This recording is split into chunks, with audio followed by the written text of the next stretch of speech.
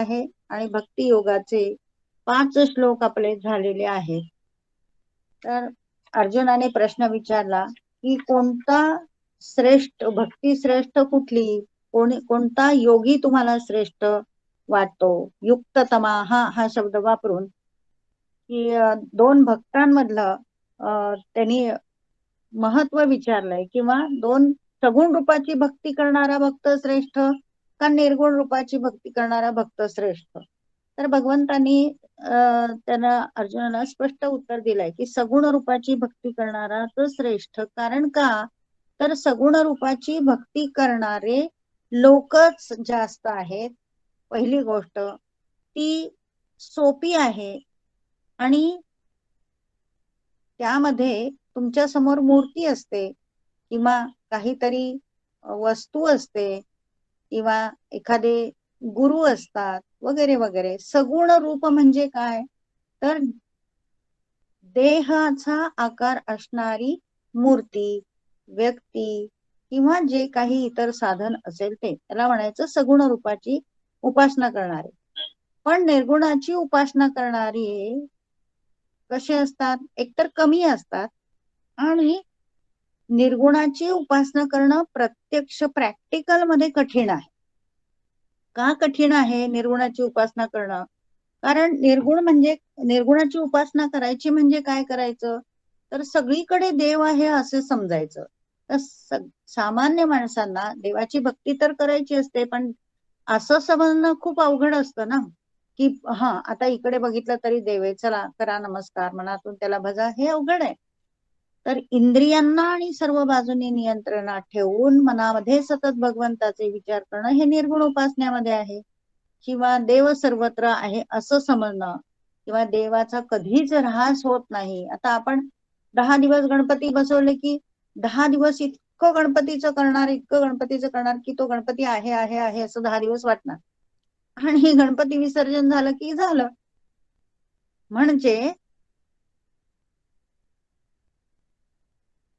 म्हणजे काय तर निर्गुणाची उपासना करणं हे अवघड आहे. देवाचा ऱ्हास कधीच होत नसतो. देव हा सतत असतोच, सगळीकडे असतो. पण हे निर्गुण उपासकाला समजणं, मनामध्ये भाव ठेवणं अवघड असतं. शिवाय देव हे शब्दाशिवाय देवाची महती सांगणं हे निर्गुण उपासनेमध्ये आहे. ते सामान्य माणसांना अवघड जातं. म्हणून अव्यक्त किंवा निर्गुणाची उपासना अवघड आहे. किंवा देव कसा आहे, कुठे आहे, हे जर तुमच्या समोर मूर्ती नसेल तर सांगणं कठीण आहे. सगुण रूपाची उपासना का सोपी आहे तर देव कसा आहे, कृष्ण कसा आहे, हातात मुरली घेतलेली आहे, त्याच्या डोक्यावर मोराचं पीस आहे आणि त्याचं वर्णन सांगता येतं. त्याचं दिसायला तो कसा आहे, मोहक आहे. त्याच्या हातामध्ये पद्म म्हणजे शंख आहे, चक्र आहे, गदा आहे, पद्म आहे, डोक्यावर मोरपीस आहे. रामाचं म्हटलं तर तो धनुर्धारी आहे, त्याच्या मागे भाता आहे वगैरे वगैरे. आपण हे सर्व वर्णन सगुण रूपाचं करू शकतो पण निर्गुण रूपाचं वर्णन करता येत नाही, म्हणून ती अवघड आहे. नंतर काय आहे तर निर्गुण रूपामध्ये देव हलतही नाही किंवा देवाची जी प्रतिक्रिया आपण मूर्तीकडे पाहिल्यावर जी आपल्या मनामध्ये भाव आहे तशीच प्रतिक्रिया आपल्याला दिसत असते. म्हणून आपण देवळात गेल्यावर म्हणतो काय की आज मला खूप छान वाटली मूर्ती. गणपतीच्या देवळात मग गणपतीची मूर्ती मला आज खूप छान वाटली. किंवा दत्ताच्या देवळात गेलो की दत्त खूप मला आज हसरा दिसला. किंवा असं हे कोणाचे भाव आहेत, आपले भाव आहेत. म्हणजे आपले भाव आपल्याला त्या मूर्तीमध्ये दिसत असतात. केव्हा दिसतात तर सगुण रूप ते आपल्याला दिसत असतं देवाचं. मग त्या सगुण रूपाचे भाव आपण आपल्यातले मूर्तीमध्ये बघत असतो, म्हणून परस्पर भाव निर्माण होतो. तसा निर्गुण रूपामध्ये परस्पर भाव निर्माण होत नाही. निर्गुण रूपामध्ये स्वतःची स्वतः साधना करणं, स्वतःमध्ये परमेश्वर आहे समजणं आणि ध्यानधारणेतून त्या परमेश्वराशी एकरूप होणं, या सगळ्या गोष्टी निर्गुण उपासनेत आहे. म्हणून निर्गुण उपासना अवघड आहे असं भगवंत सांगतात. क्लेशोधिकतरस्तेषां अव्यक्तासक्त चेतसा. अव्यक्ता म्हणजे जे डोळ्यांना दिसत नाही. जे व्यक्त नाही ते अव्यक्त, डोळ्यांना दिसत नाही, जी मूर्ती डोळ्यांना दिसत नाही ती त्याची उपासना करणं खूप अवघड आहे. म्हणून सृष्टीमध्ये अशी कितीतरी स्पंदनांची अस्तित्व असतात की ज्याच्या आधाराशिवाय आपण जगूच शकत नाही. वारा जरी असला तो आपल्या डोळ्यांना दिसत नाही, पण त्याला स्पर्शाने तो आपल्याला कळतो. किंवा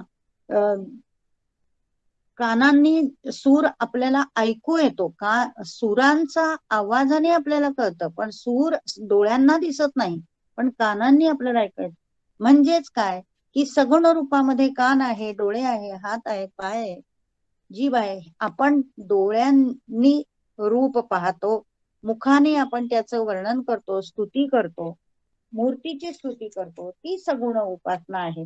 आणि म्हणून भगवंत असं सांगतात की सगुण रूपाचीच उपासना श्रेष्ठ आहे.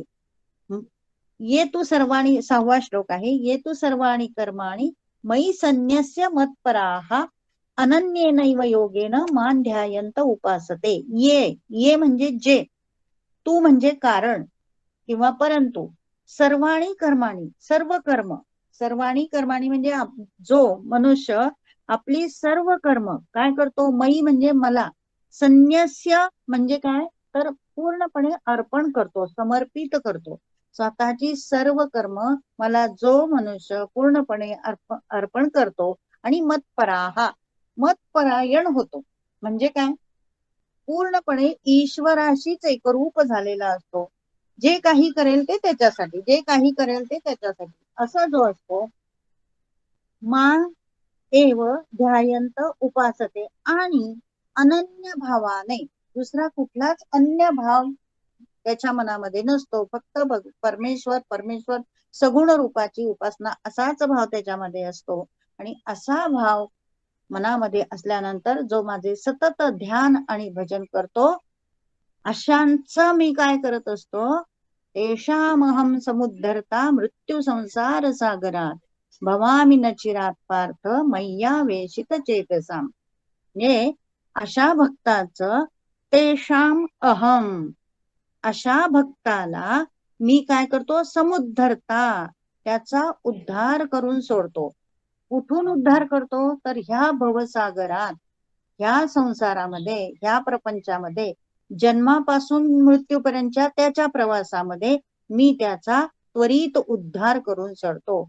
आणि अजिबात विलंब न लावता, म्हणून त्याला नचिरात असा शब्द वापरलाय, ताबडतोब मी त्याचा उद्धार करतो.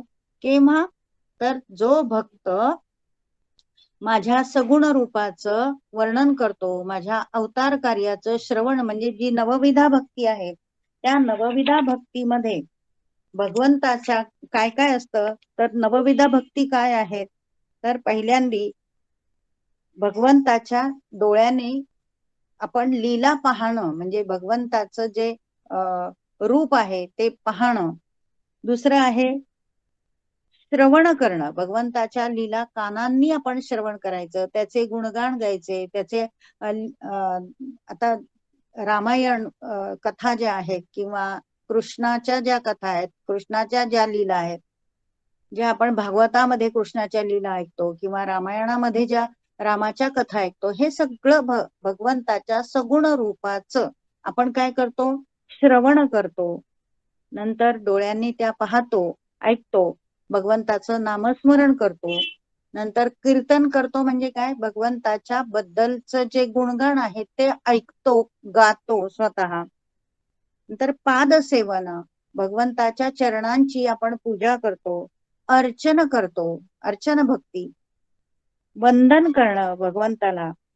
दास्य म्हणजे दास होणं, भगवंताचा दास झालेलं उदाहरण म्हणजे समर्थ रामदास स्वामी रामाचे दास झाले होते, किंवा हनुमान हा पण रामाचा दास झाला होता. अशी दास्य भक्ती, सेवक होऊन काम करायचं, भगवंताचं सेवक होऊन काम करायचं. आणि ह्या सगळ्या 8 प्रकारच्या भक्ती केल्यानंतर सख्य भक्ती, ही भगवंत आणि आपण सख्य म्हणजे मित्रासारखं, दोघही एकमेकांच्या साठी एकरूप आहे, एकमेकांसाठी प्राणपण अर्पण करायला तयार आहे, अशी ती सख्य भक्ती. या सर्व प्रकारामध्ये प्रेमाचं समर्पण असतं, निष्ठेचं समर्पण असतं. तुमच्या प्रत्येक कृतीचं समर्पण हे भगवंता प्रित्यर्थ असतं. म्हणून पादसेवन, पूजन, वंदन, अर्चन ह्या नवविधा भक्ती दासबोधामध्ये पण सांगितलेल्या आहेत. आणि नारद भक्ती सूत्रामध्ये मात्र ह्या भक्तींना, ईश्वराविषयीच्या या भक्तींना आसक्ती असं नाव दिलेलं आहे. त्यांनी त्यामध्ये 11 प्रकारच्या भक्ती सांगितल्या. काय पहिली भक्ती काय आहे की प्रभूचं, परमेश्वराचं गुण महात्म्य जाणणं किंवा कथन ऐकण्याची, श्रवण करण्याची ओढ लागणं, त्याला आसक्ती असं म्हटलंय. मनाला, बुद्धीला, चित्ताला भगवंताचे गुणगान ऐकण्याची ओढ लागणं, ही झाली श्रवण आसक्ती. दुसरं की त्याचं रूप पाहायचं. मी कधी एकदा देवाला जाईन आणि त्याचं रूप पाहीन, ते हसर, असं मनामधून खूप ओढ वाटणं, त्याला रूपासक्ती असं म्हणतात. गोपींना व्हायचं बघा असं, की गोपींना असं वाटायचं त्या कृष्णाचं मी कधी रूप पाहू. गोपींचं कृष्णावरचं प्रेम हे निखळ प्रेम होतं, निर्भेळ प्रेम होतं. आणि त्यांना वाटायचं की ह्या कृष्णाला मी कधी भेटू, त्याचं रूप कधी पाहू. त्याला रूपासक्ती असं नाव नारद भक्ती सूत्रामध्ये दिलेलं आहे. आणि आसक्ती असं नाव दिलंय. तिसरे काय आहे, पूजासक्ती, की भगवंताची सतत नित्य पूजा करायची. मग हे कोण करत होतं नित्य पूजा भगवंताची? तर शबरी करत होती. शबरी भगवंताची सतत पूजा करत होती आणि तिला मनातून असं वाटायचं की मी कधी भेटीन असं रामाला. म्हणून भगवंताची पूजासक्ती हा एक भक्तीचा प्रकार आहे. नंतर स्मरणासक्ती, भगवंताचं सतत सतत नामस्मरण करणं. असं कोण होतं? प्रसिद्ध आपले नारद मुनी आहेत. सतत भगवंताचं गुणगान करतच ते जगभर फिरायचे. त्रैलोक्यामध्ये नारद मुनी अजूनही फिरत आहेत आणि फिरत असतात. ते भगवंताचं सतत नामस्मरण करत फिरत असतात. तर स्मरण करणं, भगवंताचं स्मरण करणं. दुसरा कोण भक्त आहे भगवंताचा नामस्मरण करणारा? तर प्रल्हादाने पण भगवंताचं सतत नामस्मरण केलंय. इतकं नामस्मरण केलंय की त्यांनी अन्न पाणी सुद्धा ग्रहण केलेलं नाही. त्याच्या समोर अनेक लोक येऊन गेले. त्याची आई सुद्धा येऊन त्याच्या समोर फळं ठेवून गेली. कित्येक लोकांनी त्याला पाणी देण्याचा प्रयत्न केला, पण प्रल्हाद एक क्षणभर सुद्धा नामस्मरणाचा राहिला नाही. त्याला स्मरण भक्ती असं म्हणतात. दास्य भक्ती मी आता सांगितल्याप्रमाणे वीर हनुमान किंवा आपले समर्थ रामदास स्वामी. नंतर सख्य भक्ती, सख्या आसक्ती म्हणजे देवाशी सतत मैत्री करण्याची ओढ लागलेली असते. असे कोण येऊन गेले बरं भक्त? तर अर्जुन होता, संजय होता, उद्धव होता, सुदामा होता. भगवंताशी सख्य साधण्याचा ते सतत प्रयत्न करत असत. मित्रत्वाचं नातं निर्माण करण्याचा प्रयत्न करत असत. त्याच्यानंतरची आसक्ती आहे कांतासक्ती. कांतासक्ती म्हणजे रुक्मिणीचं उदाहरण आपल्याला घेता येईल. भगवान श्रीकृष्णाबद्दलची तिची ओढ रुक्मिणीची, तिने शिशुपालाशी लग्न तिचं लावणार होते, पण तिने मनातून सर्व तन मन धन भगवान श्रीकृष्णाला अर्पण केलं होतं. आणि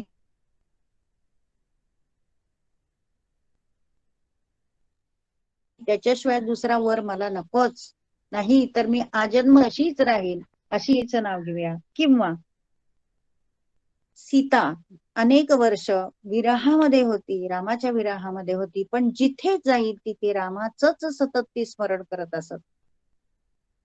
राम कुठे असतील काय, सतत रामाचं मनन चिंतन भजन ती करत असत. म्हणून कांतासक्तीसाठी सत्यभामा आहे, रुक्मिणी आहे, सीता आहे, की असे हेच पती माझ्या मनात आहे, दुसरं कोणीही नाही. आणि सतत त्यांचंच चिंतन, श्रद्धा, निष्ठा यासाठी ह्यांचे आदर्श आपल्याकडे आहेत. त्याच्या पुढची आसक्ती म्हणजे भक्तीच्याच प्रकाराला त्यांनी आसक्ती असं नाव नारद भक्ती सूत्रामध्ये दिलंय. आत्मनिवेदन आसक्ती. आत्मनिवेदन म्हणजे काय? तर आपण स्वतः भक्त आणि भगवान एकरूप झालेले असतात अंतःकरणापासून. पूर्णपणे त्याला समर्पित झालेले असतात आणि जे भगवंताचं जे काही गुणगान आहे, जे काही भगवंताचे वैशिष्ट्य आहेत, लीला आहेत, त्या सगळ्या त्याच्यामध्ये उतरतात, त्या भक्तामध्ये उतरतात आणि तो भक्त त्या भगवंताशिवाय दुसरं काहीही सांगतच नाही, सतत त्याच स्मरण करतो. त्याला आत्मनिवेदन आसक्ती असं म्हटलेलं आहे.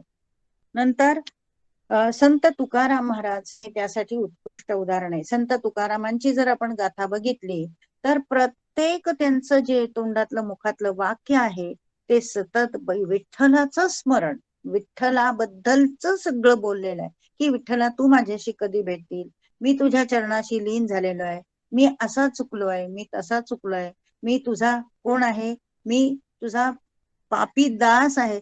अनेक वेगवेगळ्या प्रकारे तुकाराम महाराजांनी भगवंताबद्दल आसक्ती दाखवलेली आहे, प्रेम दाखवलेलं आहे आणि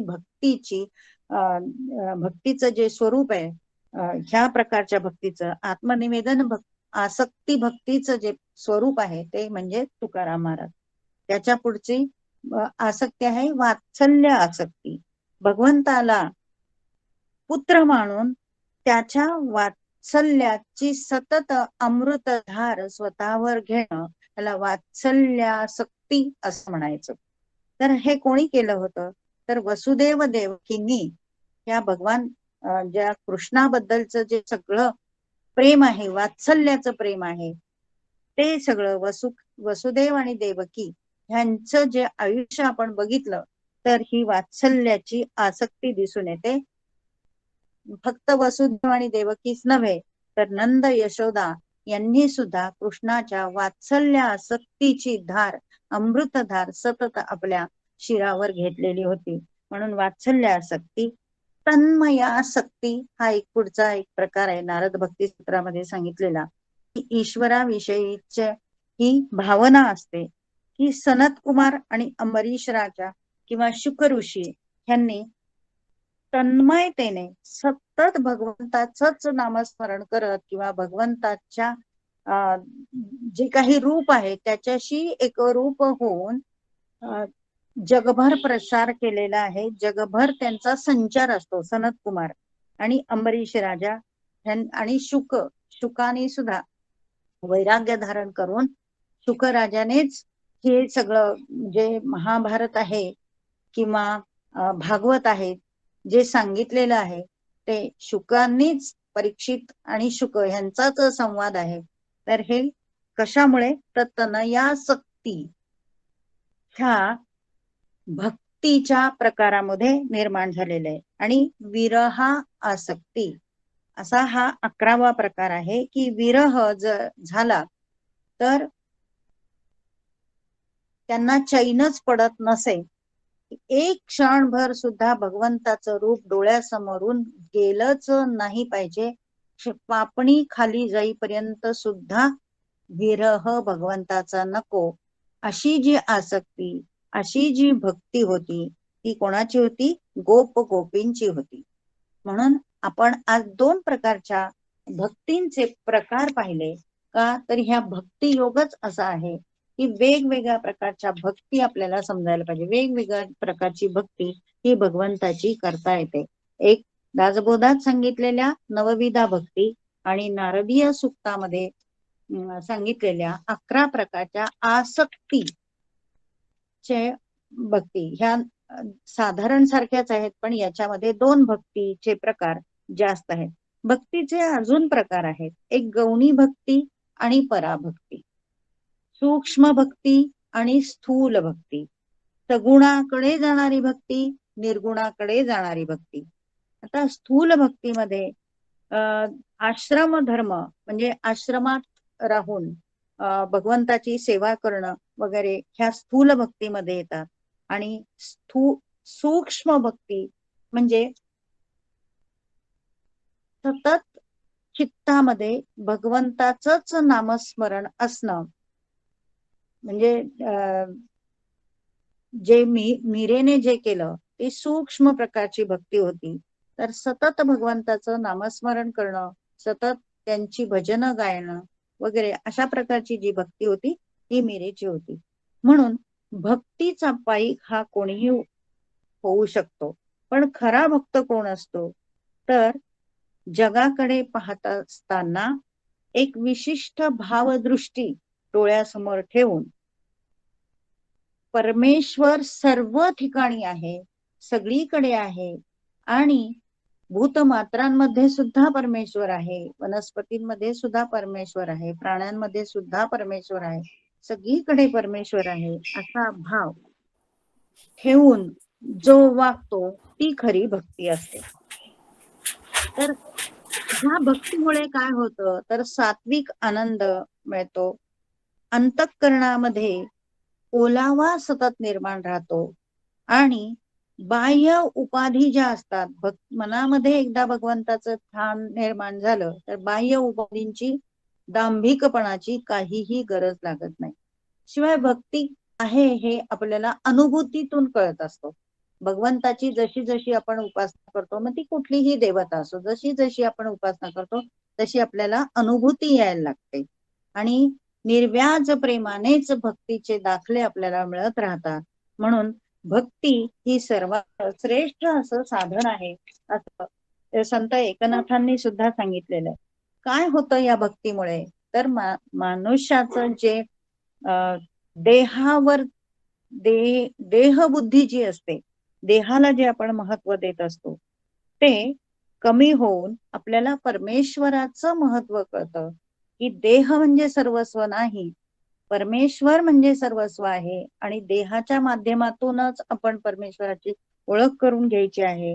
काया वाचा मनाने देवाची सेवा करून भक्तीने ती वाढवायची आहे, हे आपल्याला भक्तीतून शिकायचं.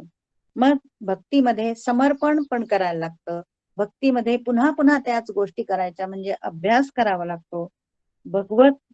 भगवंतांचं जे कर्म आहेत, दिव्य कर्म आहेत, त्याबद्दल आपल्याला गुणगान ऐकायचं असतं, त्यांचं अनुष्ठान करायचं असतं आणि सगळ्यात महत्वाचं म्हणजे भक्तीमध्ये सर्व कर्मफल त्याग हा खूप महत्वाचा आहे.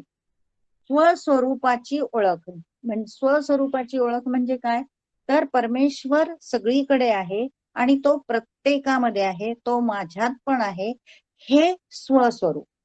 स्वतःच स्वरूप म्हणजे आपण आरशात बघतो, माझा चेहरा असा आहे, गोरा आहे, काळा आहे, माझे केस पांढरे झालेत का काळे झालेत, किंवा मी गोरी दिसते का काळी दिसते, हे स्वस्वरूप बघणे नव्हे.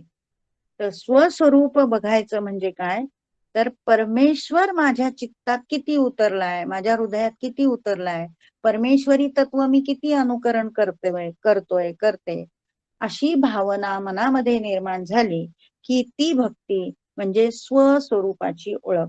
आणि ही स्वस्वरूपाची ओळख आपल्याला व्हायला लागली आणि ही कशी ओळख होते आपल्याला तर आपल्या मनाला प्रश्न पडतात की मी कुठून आलोय, मी कशासाठी आलोय, मी या जगामध्ये कशासाठी हे जीवन अशा प्रकारचं जगतो आहे, अशा प्रकारचं म्हणजे जे काही मला भगवंतांनी जीवन दिलेलं आहे ते मी कशासाठी जगतोय, माझा जीवन जगण्याचा उद्देश काय आहे, ह्या सगळ्या प्रश्नांची उत्तरं आपल्याला दोन मनं असतात, ते दुसऱ्या मनाने ह्याची उत्तरं दिली की आपण समजायचं की आपल्याला भक्ती म्हणजे काय हे कळालेलं आहे. मग भक्ती हे माणसाला काय करतं तर शाश्वत सुख देण्याचा प्रयत्न करत असतं. भक्तीमुळे आपल्याला वेगवेगळ्या जे अवतारी कार्य असतात, परमेश्वराचे अवतारी कार्य, परमेश्वराचे पराक्रम, जगाचा उद्धार करण्यासाठी त्यांनी काय काय केलेलं आहे हे सगळं भक्तीमध्ये येतं. आणि भक्तीने काय करतात, भक्तीचा मुख्य उद्देश काय आहे किंवा भक्ती केल्याचं फळ काय, ते 7व्या श्लोकात भगवंतांनी सांगितलंय, तेषाम अहम समुद्धरता मृत्यू संसार सागरा. म्हणून मृत्यू संसार सागर म्हणजेच आपलं जे जीवन आहे त्या जीवनामध्ये अनेक प्रकारचे संकट येत असतात, खाचखळगे असतात, काही ऊन पावसाचे चटके म्हणजे पावसाचे नाही पण उन्हाचे चटके बसतात. हे कसं, हे रूपक आहेत, परिस्थितीचे चटके बसत असतात, अनेक गोष्टी होतात, त्याच्यातून आपण उद्धरून जातो, आपलं आयुष्य उन्नत होतं. म्हणून भक्ती मार्ग हा सगळ्यात श्रेष्ठ आहे आणि भगवंत खऱ्या भक्ताचा उद्धार केल्याशिवाय राहत नाही, हे 7व्या श्लोकात सांगितलंय. मग आता 8व्या ते जवळजवळ 12व्या श्लोकापर्यंत भक्ती कशी करा, भक्तीची साधनं काय आहेत, कशा प्रकारची भक्ती तुम्ही केली पाहिजे हे सांगतात. 8व्या श्लोकात काय सांगितलंय भगवंतांनी, की मय्येव मन आधत्व मयी बुद्धी निवेशय निवसिष्यसि मय्येव अत ऊर्ध्वन न संशय. की तू काय कर, आता सगुण रूपाच्या भक्तीबद्दल सांगितलेलं आहे. मय्येव मन आधत्स्व, आधत्स्व म्हणजे माझ्या ठिकाणी मन तू स्थिर कर. विनोबा भावे म्हणतात माझ्या ठिकाणी मन रोव. रो म्हणजे एखादं रोप आपण जमिनीमध्ये कसं रोवतो, म्हणजे माती बाजूला सारतो आणि खोल त्याच खड्डा खणतो आणि त्याच्यात ती मुळं घालतो रोपाची आणि नंतर भरून माती ढकलतो, याला रोवणे म्हणतात. तसं भगवंत असं म्हणतात की ती जी माती आहे ना, म्हणजे संसारातले जे व्याप आहेत किंवा तुमचे जे सांसारिक विचार आहेत ते सगळे बाजूला काढा. मूळ भक्तीचं रोप, मूळ जे आहे ते माझ्यात रोवा आणि ते पक्क करा, त्याला भक्तिरूपी पाणी घाला. आणि अशा प्रकारे ते भक्तिरूपी तुम्ही पाणी घातलं की ते रोप जे आहे ते मोठं मोठं होत जाईल. म्हणून रोवणे शब्द हा विनोबांनी वापरलेला आहे, की माझ्या ठिकाणी मन स्थिर करा आणि बुद्धी पण माझ्याकडे लावा आणि माझ्या स्वरूपाशी एकरूप होण्याचा प्रयत्न करा. मय्येव मन आधत्स्व मयी बुद्धी निवेशय निवसिष्यसी, म्हणजे एकदा माझ्यामध्ये मन स्थिर झाल्यावर काय मय्येव निवसिष्यसी मय्येव, आता माझ्यामध्ये एकदा मन तुझं स्थिर झालं, भक्ताला सांगितलंय काय होईल, आता ऊर्ध्वन न संशय, की तुझा उद्धारच होईल, तुझी प्रगतीच होईल, यात अजिबात देखील संशय नाही. निसंशयपणे मी हे सांगतो की तू माझ्यात मन रो, माझ्यात बुद्धी रो आणि केवळ माझंच ध्यान आणि पूजन आणि सतत नाम आणि कीर्तन करत राहा, म्हणजे तुला हा संसार अगदी सुखाचा होईल, असं भगवंत अर्जुनाला सांगताय. दुसरं, बर हेही जमलं नाही तर पुढे काय कर, तुला नाही जमत आहे माझ्यात मन रोवणं, बुद्धी रोवणं, माझ्यात शिवाय दुसरा कुठलाही विचार करायला जमत नाहीये, तर मग काय कर. 9व्या श्लोकात सांगितलंय, अथ चित्तम समाधातून न शक्नोषि मयि स्थिरम अभ्यास योगेन ततो मामिच्छाप्तुं धनंजय. माझ्या ठिकाणी जर चांगल्या प्रकारे चित्त स्थिर करणं तुला शक्य होत नसेल तर तू काय कर, अभ्यास कर. अभ्यास कर म्हणजे काय, अभ्यास या शब्दाचा अर्थ आहे की पुन्हा पुन्हा पुन्हा पुन्हा तीच गोष्ट करणं. आम्ही म्हणून तुम्हाला गीता पाठ करायला सांगतो. गीता पाठ करायची म्हणजे काय, तर तुमचं मन भगवंतामध्ये रोवलं जातं पहिल्यांदा, आणि रोवलं नाही गेलं तर पुन्हा पुन्हा तुम्ही गीता वाचली, पुन्हा पुन्हा ते श्लोक पाठ केले की काय होतं, की तुमच्या मनामध्ये त्या भगवंताबद्दल, त्या कृष्णाबद्दल मन पकड घेतं, स्थिरता येते आणि भगवंतामध्ये मन आणि चित्त स्थिर झालं की पुन्हा पुन्हा त्याची आवर्तन केल्यावर, गीतेची पुन्हा पुन्हा आवर्तन केल्यावर तो परमेश्वर म्हणजे काय आहे हे जाणून घेण्याची आपल्याला इच्छा तरी होते कमीत कमी.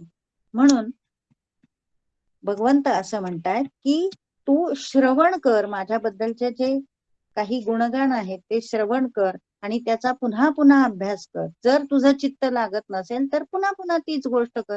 आपण शाळेतल्या मुलांना सुद्धा सांगतो की अरे तुला एखादा विषय समजला नाहीये ना, तू पुन्हा पुन्हा वाच ना, पुन्हा पुन्हा वाच, नीट लक्ष देऊन वाच, म्हणजे तुला तो विषय समजेल, असं आपण शाळेतल्या मुलांना पण सांगतो. तसंच भगवंत आपल्याला सुद्धा सांगताय, जर माझ्यात तुझं मन रमत नसेल तर तू कर, अभ्यास कर, पुन्हा पुन्हा ती गोष्ट कर, म्हणजे तुझं मन माझ्यात रमेल.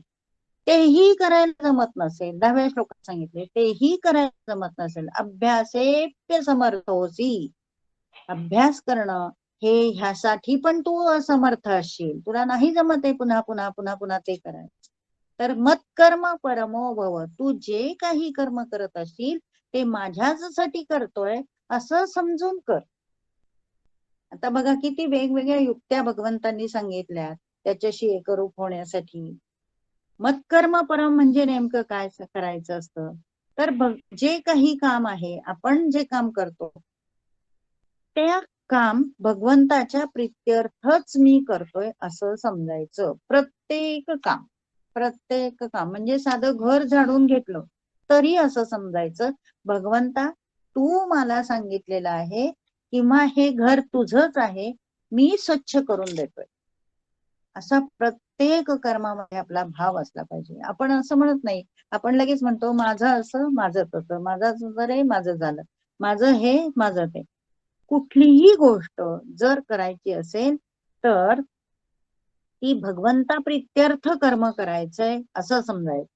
दुसरा एक असं आहे की दीन दुबळे जे घटक आहेत समाजातले त्यांच्यासाठी मदत करणं, किंवा मंदिरामधली स्वच्छता करणं, किंवा जे दीन दुबळे घटक आहेत त्यांच्यासाठी शिक्षणासाठी मदत करणं, त्यांना शिक्षण देणं, किंवा त्यांना सन्मार्गाला लावणं, सदाचाराची शिकवण देणं, दानाची शिकवण देणं, रोगी जे असतील त्यांच्यासाठी मदत करणं, अपंग जे असतील, दलित असतील, अपंग असतील त्यांच्यासाठी मदत करणं, किंवा अन्यायग्रस्त समाजामध्ये जे लोक आहेत त्यांच्यासाठी आपण काहीतरी काम करणं, पीडित जे लोक आहेत त्यांच्यासाठी काही काम करणं, अशा मूक बधीर अपंग या लोकांसाठी कुठल्याही प्रत्यक्षरित्या अप्रत्यक्षरित्या आपण मदत करणं, आणि त्यांचं वैयक्तिक आयुष्य कसं छान होईल, आनंदी होईल हे करणं म्हणजे सुद्धा मत्कर्म परमो भव. तुकाराम महाराजांनी सांगितलंय, जे का रंजले गांजले ज्यासी म्हणे आपला, तोची साधू ओळखावा देव तेथेची जाणावा. जे साधू म्हणायचं असेल किंवा तुम्हाला चांगलं म्हणून घ्यायचं असेल, भगवंताचा भक्त म्हणून घ्यायचं असेल तर रंजल्या गांजल्यांची सेवा करा, तिथे देव आहे असं भगवंत सांगतात. आपण उलट रंजल्या गांजल्यांना मनातून द्वेष करतो, त्यांना बाजूला करतो, तसं करायचं नाही असं हे 10व्या श्लोकामध्ये भगवंत सांगतायत. कुठल्या श्लोकामध्ये कुठल्या ओळीत सांगतायत की अभ्यास करण्यास जर तू असमर्थ असेल तर मत कर्म परमो भव, माझ्यासाठी कर्म करतोय असं समज. मग माझं कर्म काय, तर दीन दुबळ्यांना मदत करणं हे तू केलं पाहिजेस. हे काम तर तू केलं तर माझी सेवा केल्यासारखं आहे. पुढे परत 11व्या श्लोकात भगवंत काय सांगतात, तेही तुला जमत नसेल, अथई तदप्य शक्तोसी, अथ एतत् कर्तुम अपि अशक्ताः, तुला जर ते करणं ही शक्य नसेल तर कर्तुम मदयोगम आश्रितः, तर हे कर्म, हे वर सांगितलेलं कर्म करण्यासाठी जरी तू असमर्थ असशील किंवा तुला ते करणं जमत नसेल तर तू असे लोक जे कर्म करत आहेत त्यांचा आश्रय घेऊन त्यांना मदत कर. कर्तुम मदयोगम आश्रिताः, अशा निष्काम कर्मयोग करणाऱ्या ज्या संस्था आहेत किंवा जे लोक आहेत त्यांना तू मदत कर, त्यांना अप्रत्यक्षरित्या मदत कर. आणि सगळ्यात शेवटचं म्हणजे सांगितलंय सर्व कर्म फलत्यागम, कुठल्याही कर्मातून तुला फळ अमुकच मिळलं पाहिजे, तमुकच मिळलं पाहिजे, असंच मिळलं पाहिजे, तसंच मिळलं पाहिजे, हे सोडून दे. फक्त कर्म करायचं आणि टू द बेस्ट करायचं, हा सतत पवित्रा घेऊन तू कर्म कर. सर्व कर्म फल त्यागम ततः कुरु यतात्मवान, असा एक सल्ला भगवंतांनी दिलेला आहे. की 8व्या श्लोकामध्ये काय सांगितलंय, 8व्या श्लोकामध्ये भगवंत कशी उपासना करायला सांगतायत की प्रथम तू माझ्यामध्ये मन रव, बुद्धी रव, आणि एकदा माझ्यामध्ये मन आणि बुद्धी रोवलं की तुला तुझा उद्धार झाल्याशिवाय राहणार नाही. ऊर्ध्वन्न संशय, हा तुझी प्रगतीच होईल. कशी प्रगती होईल, तुझी आंतरिक प्रगती होईल. अंतःकरण चतुष्टी जी असते, मन बुद्धी चित्त आणि अहंकार, जी मोक्ष मार्गासाठी किंवा आध्यात्मिक उन्नतीसाठी आवश्यक असते, त्याच्यामध्ये नक्कीच ऊर्ध्व गती येईल तुला, त्याच्यामध्ये नक्कीच प्रगती होईल. तेही तुला जमत नसेल, अथ चित्तम समाधातून न शक्नोषि मयि स्थिरम, माझ्यामध्ये तुला चित्त रोवायला जमत नसेल, माझ्यामध्ये बुद्धी आणि मन रोवायला जमत नसेल, तर तू पुन्हा पुन्हा माझ्याविषयीच्या गोष्टींचा अभ्यास कर. अभ्यास योगेन ततो मामिच्छाप्तुं धनंजय, अभ्यास कर आणि मला मिळवायचा प्रयत्न कर. मी कोण आहे हे समजून घेण्याचा प्रयत्न कर. अभ्यासही तुला जमत नसेल, अभ्यासेप्य असमर्थोसी, अभ्यास करण्यास सुद्धा तू असमर्थ असशील, तर माझ्यासाठी म्हणून कर्म कर. मग ते कोण आहेत माझ्यासाठी कर्म करणारे लोक? मी तुला सांगितले, दीन दुबळे समाजातील असे घटक की पीडित आहेत, जे अगदी समाजाने त्यांना हे केलंय. आपल्या पुण्यामध्ये तर अशा अनेक संस्था आहेत, अनेक संस्था आहेत की ते अशा लोकांसाठी काम करतात. तर अशा अनेक संस्थांसाठी तू अप्रत्यक्षरित्या काम कर. अथैत दप्पे शकतोसी, तेही तुला करायला जमत नसेल तर मदयोगम आश्रिता, कर्मयोगा, असे लोक जे कर्मयोग करत आहेत, निष्काम कर्मयोग करत आहेत, अशा ज्या संस्था आहेत त्यांचा आश्रय हो, त्यांचा आश्रित हो, त्यांना मदत कर. कुठल्या ना कुठल्या रूपाने मदत कर, त्यांची सेवा म्हणून उपयोग कर, द्रव्याच्या रूपाने मदत कर, ज्ञान देण्याच्या माध्यमातून त्यांना मदत कर. अशा वेगवेगळ्या प्रकारे तू मदत कर, म्हणजे त्याला सुद्धा भक्ती म्हणता येईल, असं इथे भगवंत अर्जुनाला सांगतायत. आणि सगळ्यात शेवटी काय सांगितलंय? श्रेयोहित. श्रेयो म्हणजे कल्याणकारक आहे. काय? ज्ञानम. श्रेयोहित ज्ञानम. ज्ञान हे सगळ्यामध्ये श्रेष्ठ आहे. ज्ञान म्हणजे काय? भगवंताबद्दलचं ज्ञान. अज्ञान दूर करणं म्हणजे ज्ञान. मग ज्ञान केव्हा मिळतं? तर निष्काम कर्मयोग केला तरच तुम्हाला ज्ञान प्राप्ती होते, नाही तर मिळत नाही. मग अभ्यासापेक्षा ज्ञान श्रेष्ठ आहे. अभ्यास म्हणजे काय? भगवंताचं गुण कीर्तन सतत ऐकणं, त्याला अभ्यास म्हणायचं. अभ्यासापेक्षा सुद्धा ज्ञान श्रेष्ठ आहे. ज्ञानापेक्षा सुद्धा ध्यान श्रेष्ठ आहे. ध्यान करायचं ना. ध्यान करणं म्हणजे निर्गुण निराकार परमेश्वराचं ध्यान करणं, मेडिटेशन ज्याला आपण म्हणतो. मेडिटेशन मध्ये कसं काय परमेश्वर भेटतो बरं? तर मेडिटेशन मध्ये परमेश्वर अशा प्रकारे भेटतो की आपण आपल्या मनातले सर्व विचार निवळायचे. निवळायचे म्हणजे पूर्ण शून्य करायचं. निर्विकार, निर्विकार असं मन ठेवायचं. बुद्धी, मन, चित्त ह्यातले सगळे विचार काढून टाकायचे आणि तो परमेश्वर विश्वव्यापक परमेश्वर आहे, त्या शक्तीशी एकरूप व्हायचं. ती शक्ती आणि माझ्यातली, जेव्हा तुम्ही मेडिटेशन करता तेव्हा स्वत्व हे पूर्ण राहतच नाही की मी कोणीतरी जड देह ह्या सृष्टीत आहे. ही पूर्ण भावना तुमची जेव्हा मेडिटेशन तुमचं सक्सेस होतं तेव्हा ती पूर्ण गेलेली असते भावना. आणि हे स्थूल जगत आणि सूक्ष्म जगत ह्यातलं जे अंतर आहे ते पूर्णपणे जाऊन तुम्ही स्थूल जगाशी एकरूप झालेले असतात. मेडिटेशनची सगळ्यात शेवटची पायरी ती आहे की सूक्ष्म असा परमेश्वर आणि तुमच्यामधलं सूक्ष्म परमेश्वराचं अस्तित्व एकरूप झालेलं असतं. म्हणून श्रेयोहित ज्ञानम अभ्यासात. अभ्यासापेक्षा ज्ञान श्रेयस आहे, ज्ञानापेक्षा ध्यान श्रेष्ठ आहे. आणि ध्यानापेक्षाही श्रेष्ठ गोष्ट कुठली आहे? तर कर्मफल त्याग. कर्म करत असताना जी फळाची आपण अपेक्षा ठेवतो त्याचा पूर्णपणे त्याग करणं. फळाची अपेक्षा ठेवणं म्हणजे काय?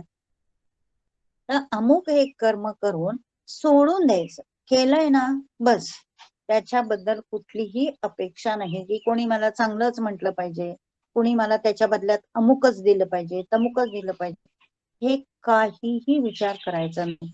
का बरं नाही विचार करायचा? तर भगवंत ह्या सगळ्या गोष्टीची नोंद ठेवत असतात.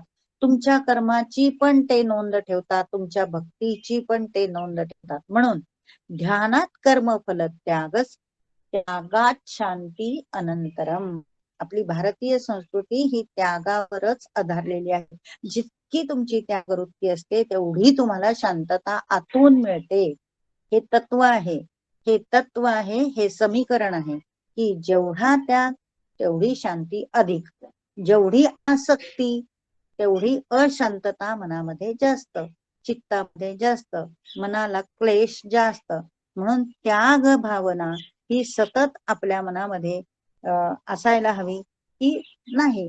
अमुक आपल्याला अस्वस्थ करणारे जे विचार असतात ना ते जास्तीत जास्त कर्माच्या फळाच्या अपेक्षेने असतात की मी अमुक अमुक इतक्याच इतकं इतकं केलं त्यांनी तमुक तमुक माझं काही केलं नाही, किंवा मी एकेकाळी अमुक अमुक करत होतो, तो माझा आता काही करत नाही.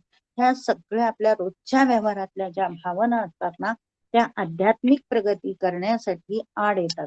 आणि अशी आध्यात्मिक प्रगती जर आपल्याला करायची असेल तर सर्व कर्म फल त्याग हे अतिशय महत्वाचं आहे, की कर्म करतच राहायचं. म्हणून आपल्याला असं वाटतं हे काय गीतेचं तत्वज्ञान विरुद्ध कसं सांगितलंय सगळं. आपलं तर मग असं संसार आपण करायचं नाही का, आणि कर्माच्या फळाची अपेक्षा करायची नाही का, असं नाही करायचं का, तसं करायचं नाही का. हो, एक आपली ठराविक स्टेज पर्यंत आपल्याला असं वाटत राहतं, पण जसे जसे आपण भगवंताच्या जवळ जवळ जात राहतो तसं तसं ह्या गोष्टी आपल्याला गौण वाटायला लागतात. ह्याचा अनुभव तुम्ही स्वतः कृती करून बघायचा. कर्मफल त्याग ही कृती करून बघायचं, की नाही अपेक्षाच नाही ठेवायची, भगवंताला काहीच मागायचं नाही. ह्या 2-4 गोष्टींचं जरी पालन केलं तरी तुम्हाला एकदम हलकं वाटेल आणि तुमचा प्रत्येक दिवसच आनंदात जाईल. प्रत्येक दिवस हलकं हलकं वाटून जाईल. आपल्याला ओझं कशाचं असतं, तर कर्मबंधनाचं ओझं असतं, आणि हे ओझच आपल्याला काढून टाकायचंय. कर्मबंधनाचं ओझं तोडण्यासाठी किंवा ओझं घालवण्यासाठी जे पक्के धागे बांधलेले आहेत कर्माच्या फळाच्या अपेक्षेचे, जे पक्के धागे बांधलेले आहेत ते आपल्याला सोडायचे. त्याच्यासाठी नारळाचं उदाहरण खूप छान आहे, की शहाळ असतं, ओलं ओलं असतं. ओलं ओलं शहाळ म्हणजे त्या ज्या कर्म जे आहेत आपली ती त्या शहाळ्याच्या ज्या दशा आहेत त्या आतल्या नारळाचा जो आतला गाभा असतो त्याला घट्ट असतात, एकदम घट्ट. त्या निघता निघत नाही, कोयत्यानी काढल्या तरी निघत नाही, इतकं आपलं पक्क बंधन ह्या कर्माशी असतं. आणि त्या उलट वाळलेला जो नारळ असतो, आता हा वाळलेला नारळ आणि ओला नारळ, संसारातली पूर्ण आसक्ती म्हणजे ओला नारळ. संसारातली आसक्ती हळूहळू काढून घेणं, हळूहळू काढून घेण्याचं प्रतीक म्हणजे वाळलेला नारळ. म्हणजे ज्याला आपण शहाळ म्हणतो ती आसक्ती. वाळलेला नारळ म्हणजे संसारातली आसक्ती हळूहळू काढून घेणं.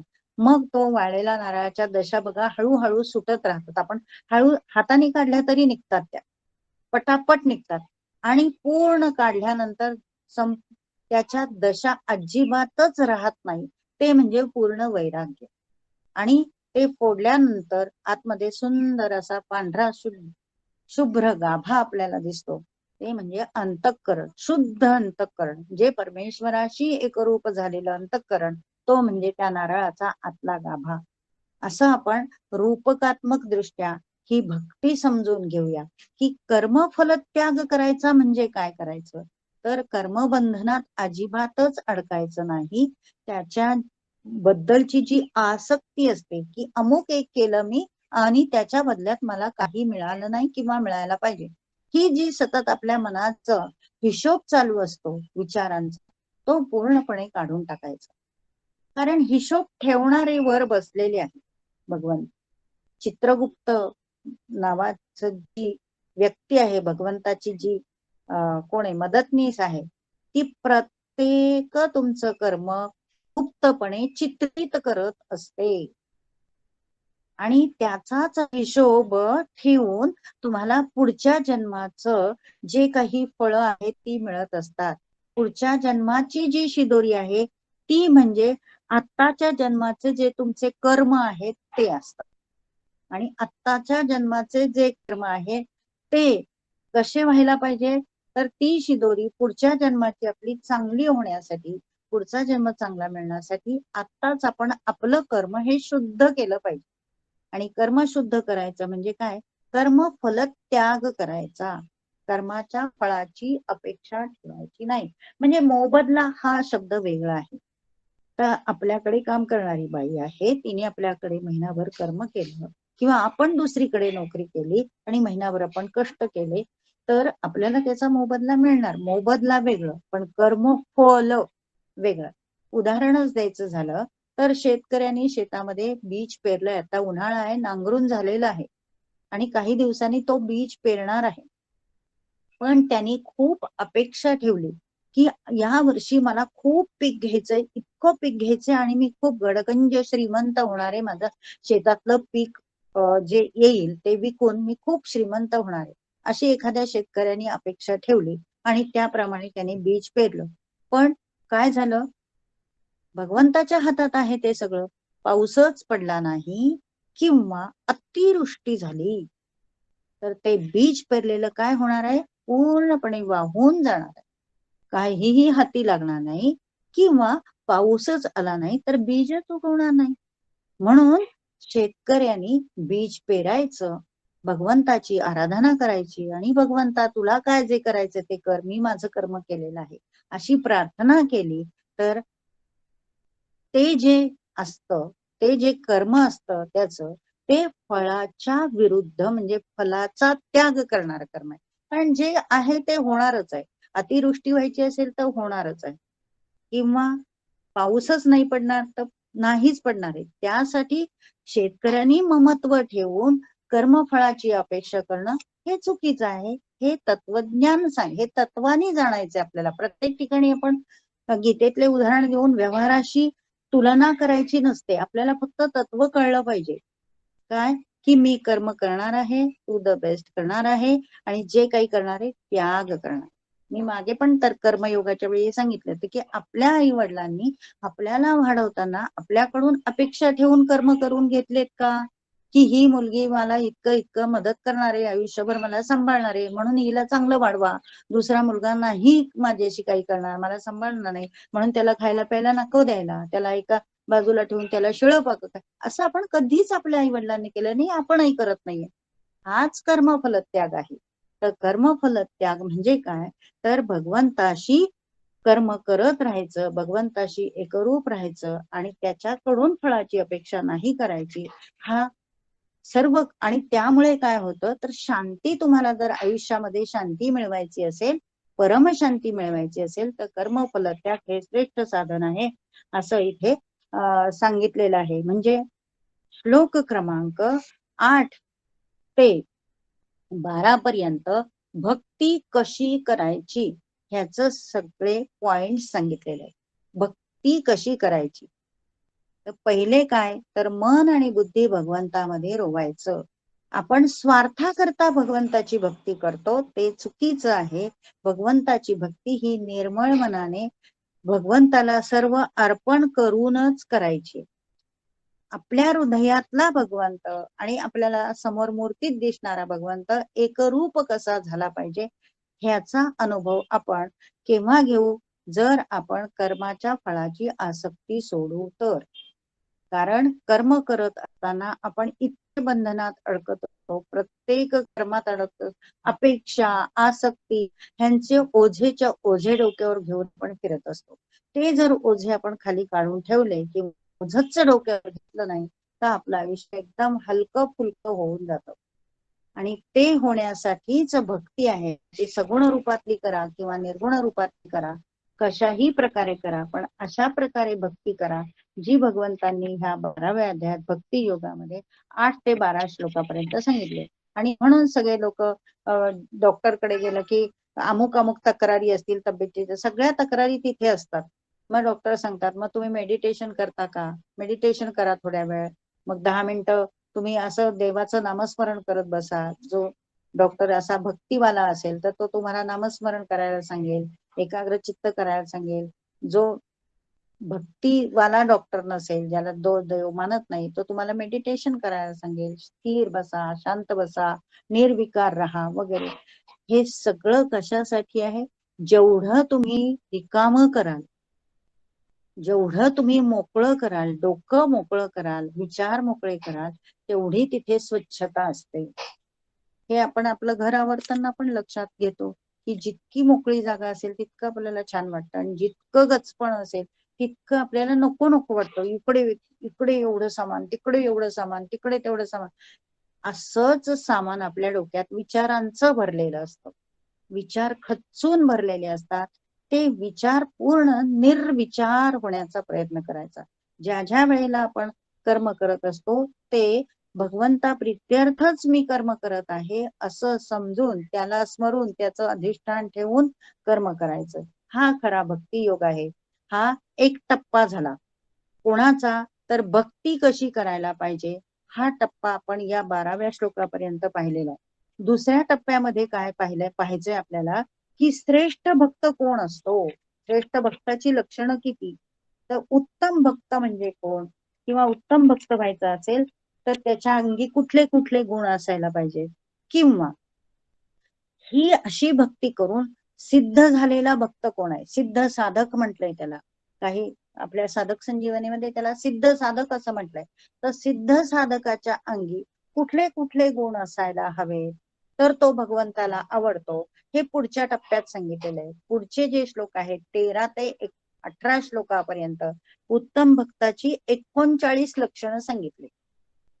39 लक्षणं. दिसायला हा अध्याय खूप लहान आहे, पण ह्याच्यातला आशय इतका महत्वाचा आहे की ह्यातला एक जरी उत्तम भक्ताचं लक्षण आपण अनुकरलं तर नक्कीच आपण सुद्धा उत्तम भक्त होऊ आणि भगवंताचे निस्सीम प्रेमळ असे लाडके भक्त होऊन जाऊ. भगवंत आपले लाड केल्याशिवाय राहणार नाही, हे नक्की.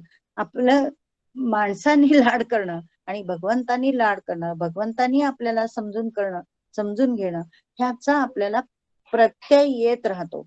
म्हणून उत्तम भक्ताची लक्षणं कोण आहेत तर 13वा श्लोक आहे. अद्वेष्टा सर्वभूतानां मैत्रः करुण एवच निर्ममो निरहंकार समदुःख सुखः क्षमी. अद्वेष्टा सर्वभूतानां मैत्रः करुण एवच निर्ममो निरहंकार समदुःख सुखः क्षमी. 13वा श्लोक. त्यामध्ये उत्तम भक्ताची किती लक्षण आहेत तर अद्वेष्टा हे एक पहिलं लक्षण, मैत्र सर्व भूतानां सर्व प्राणी मात्रांशी मैत्री हे दुसरं लक्षण आहे, करुण कारुण्य भाव आपल्या मनामध्ये असला पाहिजे हे तिसरं लक्षण, निर्ममत्व हे चौथं लक्षण, निरहंकारी असणं हे पाचवं लक्षण, आणि सुख आणि दुःख यांना समान मानणार हे 6वं लक्षण, आणि क्षमाशीलता असणं हे 7वं लक्षण. ह्या प्रत्येक 7 लक्षणांचं डिटेल अभ्यास आपण पुढच्या पिरियड मध्ये करूया. प्रत्येक जो पॉइंट आहे, पहिलाच पॉइंट भगवंतांनी अद्वेष्टा सर्व सांगितलंय, सर्व प्राणी मात्रांचा द्वेष न करणारा.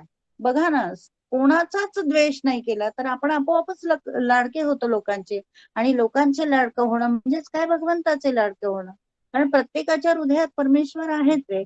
मित्रभावाने वागणारा, काय भूत मैत्र सर्व भूतानां सर्व प्राणी मात्रांशी मैत्रीने वागणारा, कोणाशीही द्वेष न करणारा असा भक्त भगवंताला आवडतो. असा जो भक्त असेल तो भगवंताचा लाडका भक्त, त्याला आपण उत्तम भक्त असं म्हणूया.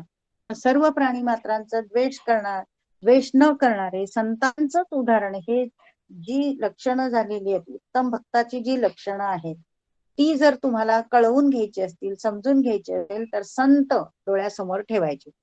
प्रत्येक संतांनी हे गुण अनुकरण केलेले आहेत. काय की कोणाचाही द्वेष करायचा नाही, सर्वांशी मित्रभावाने वागणे, दयाळूपणे वागणे, ममत्व बुद्धी नसणे, अहंकार नसणे, नंतर सुख आणि दुःख यांना समान मानणे, आणि क्षमाशील वृत्ती.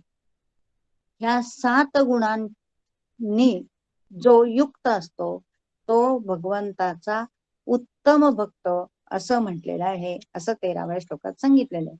आता पुढच्या पिरियड मध्ये आपण 14व्या श्लोकापासून 18व्या श्लोकापर्यंत उत्तम भक्त म्हणजे आणखी कोण कोण आहेत, काय काय गुण त्याच्यामध्ये असायला पाहिजे ह्याचा अभ्यास करूया, आणि पुन्हा एकदा 13व्या श्लोकाचा पुन्हा एकदा डिटेल अभ्यास करूया. तर आज आपण इथे थांबूया, आणि आता प्रार्थना म्हणून आजचं जे काही मी तुम्हाला सांगितलेलं आहे ते भगवंतांनी माझ्याकडून सांगून घेतलेलं आहे. ह्या देह बुद्धीकडून जे काही राहिलं असेल त्याबद्दल तुम्ही नक्कीच मला क्षमा करा, कारण हा भक्ती योगाचा 12वा अध्याय हा अनेक लोकांनी याच्यावर 10 पुस्तकं लिहिलेले आहेत. एवढा प्रचंड व्यापक अभ्यास याचा आहे. तर ह्या दोन शब्दांमध्ये 1 तासामध्ये जे काही थोडक्यात तुम्हाला सांगता येईल ते मी सांगण्याचा प्रयत्न केलेला आहे. धन्यवाद.